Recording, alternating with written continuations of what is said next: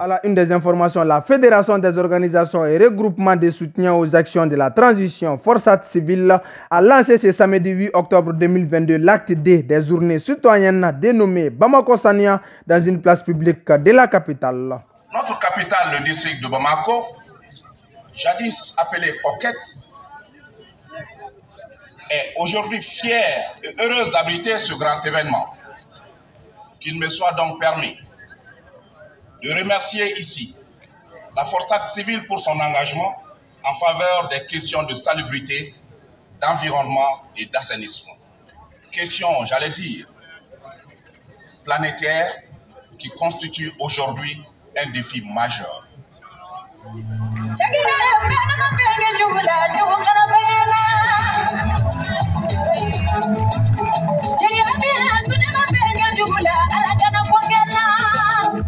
L'objectif est important et il n'est pas comme ça d'emblée à la portée de nos moyens.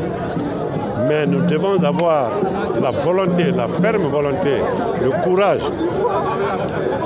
de gagner ce combat. Nous n'avons pas le droit de perdre ce combat. Bamako était une ville que toutes les autres capitales venaient voir, venaient séjourner pour voir Bamako, pour aller faire de leur capitale aussi une ville comme Bamako. Bien maintenant, nous vivons le contraire, mais il y a eu ce qu'on appelle un sursaut, grâce justement au président Assimi Goïta, qui, dès son arrivée aux affaires, a cru devoir donner une importance à la santé de Bamako, à la vie de Bamako, à la pérennité même de la ville de Bamako. Parce que quand une ville croît et croupe sous les ordures, vraiment le développement est sérieusement compromis. Le président Assimi l'a compris, le gouvernement l'a compris, le CNT a compris. Tout le monde est engagé dans ce combat aujourd'hui, les chefs de quartier à la pointe de ce combat, pour que Bamako soit une ville propre. Ça demande tout simplement le changement de comportement. Ce que nous faisions, que nous continuons à faire, maintenant, c'est stop à l'impropriété pour tout le monde. Là maintenant, c'est cap sur la propriété et merci vivement Bamako, ville propre.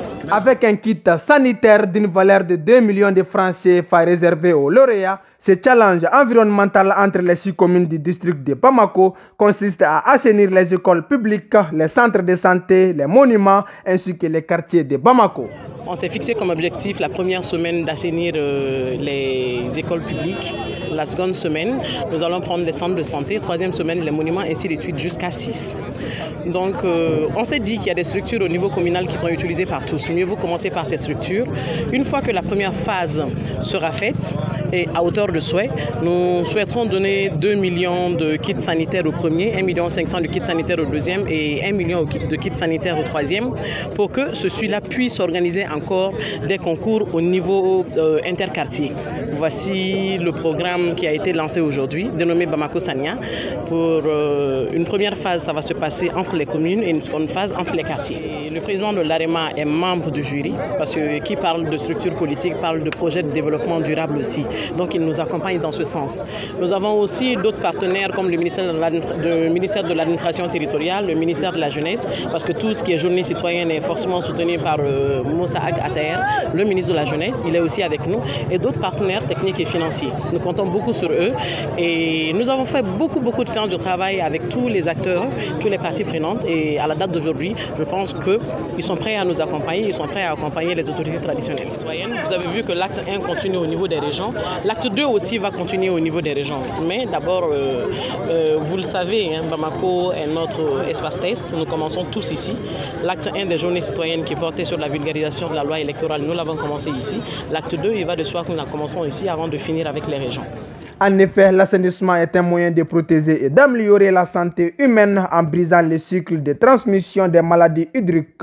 Chapeau aux initiateurs, que la meilleure gagne.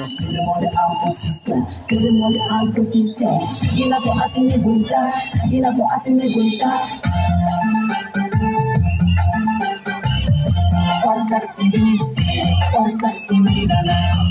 Civile,